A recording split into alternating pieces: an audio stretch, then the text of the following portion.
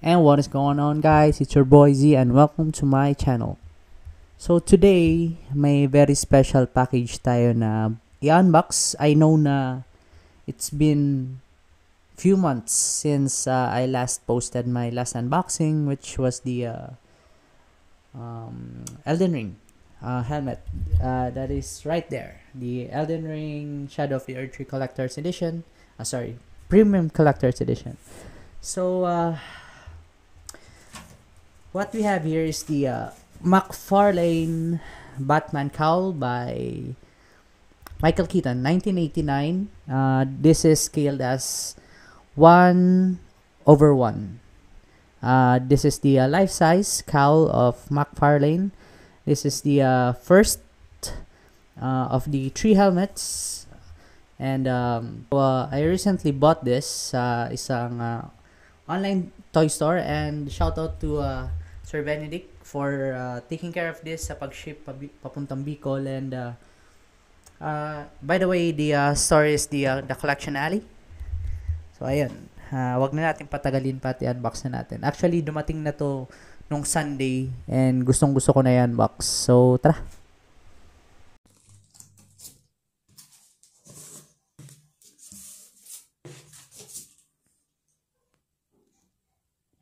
So, in case you're wondering, bakit iba na yung room ko? That's because lumipat kami ni wifey ng bahay. We are getting married this February 22, and nag-decision kami na magbukod ng bahay, of course. And so far, I'm loving this room. I'm loving this house because nami-minimize ko yung collection ko.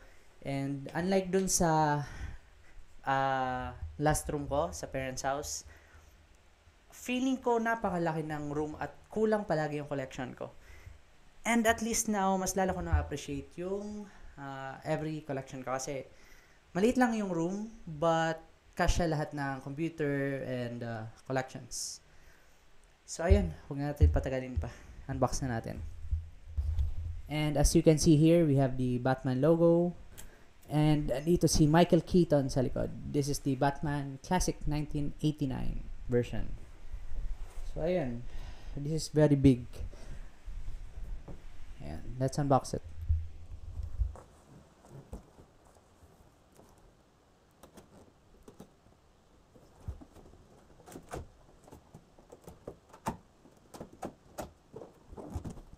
Okay, so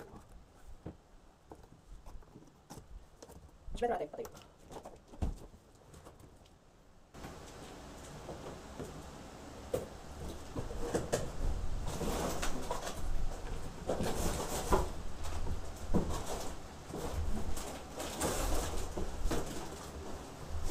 Okay, this is the yung sa taas ng box. And we finally have here. So you can see, it's here. Di pa alam kung makikita nyo. Let's turn on the lights. So,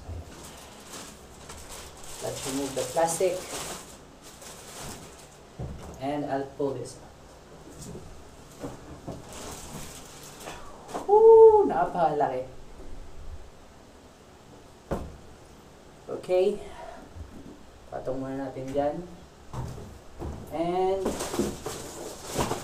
sa ilalim niya, dito pa yung ibang parts. Maybe yung base to base.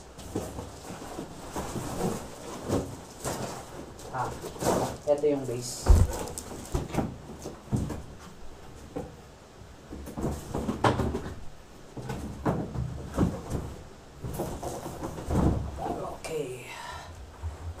So, as you can see, this is the 1/1 scale. And, ang ganda. Napakaganda. Ipatong natin. Wait.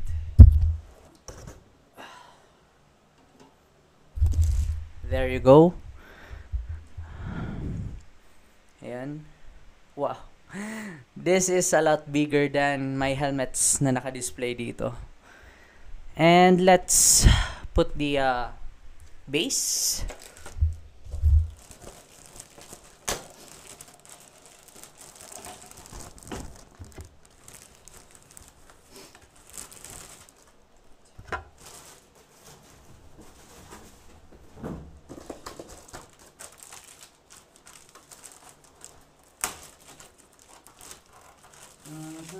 Ganda.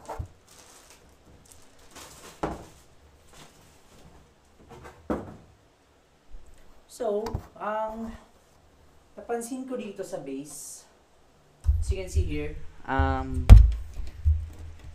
it's hard plastic, yeah, and may dalawang butas which this two will go here, and may logo na Batman 1989. Ooh.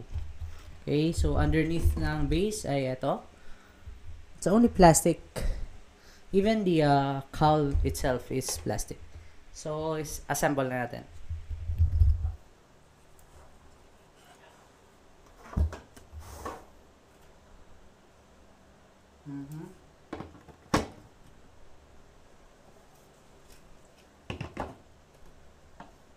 Okay. Babakan muna Batman.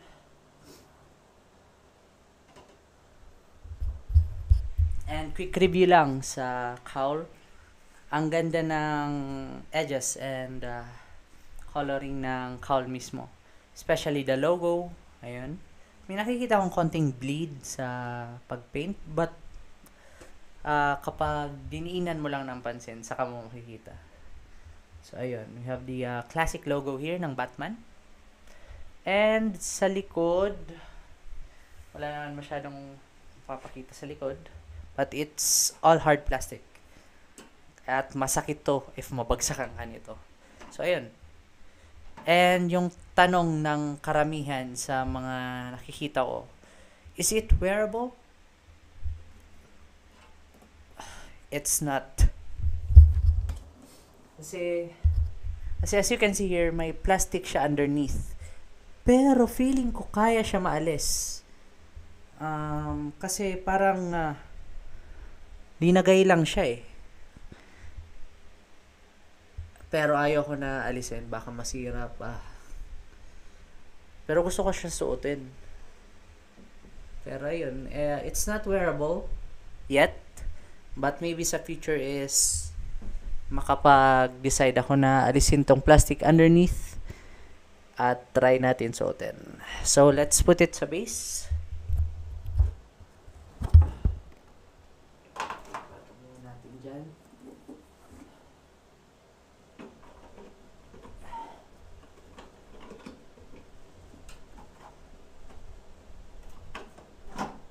There you go.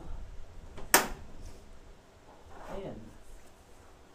So, this is the, again, the McFarlane 1:1 scale by, ayan, 1989 classic Batman, Michael Keaton.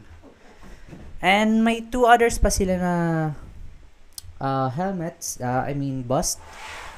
The classic cartoon Batman cowl and yung kay Christian Bale na Batman. It will be released on July. The other one is already released sa Amazon and I was thinking if mag-order pa ba ako or hindi. Depende sa kita ko to, but I think I will consider ordering it kasi nakita ko kung gaano to kalaki at gaano to kaganda. So ayun, as you can see, there's a clown mask there. Siguro itatabi ko na lang sila since parang Joker naman yun na mask. But this one goes there sa gitna. And maybe this box I will just keep it here sa gilid as display. So ayun. Thank you so much for watching and this channel is mainly sa unboxing and I'm putting some riding contents dahil ayoko mag focus only sa unboxing and collecting toys. So, ayan. Thank you very much again, guys. See you next time.